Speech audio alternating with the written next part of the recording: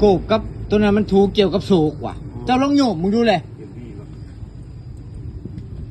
เจ้าลองโยมดูเลยมันเกี่ยวบอกกับกระเป๋ากับ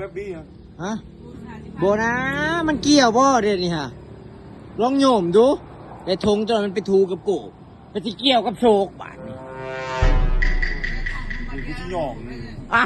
วแล้วเกี่ยวกับโศกเกี่ยวกันแบบไหนกับโศกโอ้ยกูเมื่อยดิเนาะกูนี่เมื่อยกูนี่เมื่อยแทนมึงย่านี่อุ้ยตั้งเศร้าบ่ได้เนาะอ้ายคือเศร้าได้ซะตุ๊ดโตลูกไงบน นี่ ไผ่ในเรือนบนไผอีกมันคิดได้เด่นบอกมัดโอ้กูเมื่อย ไฟ10 ล้อได้มั้ยจ๊ะแกหมอไฟยนต์ก็บ่ได้ต้องหมอไฟ10 ล้อมีอยู่เอามาพูดเลย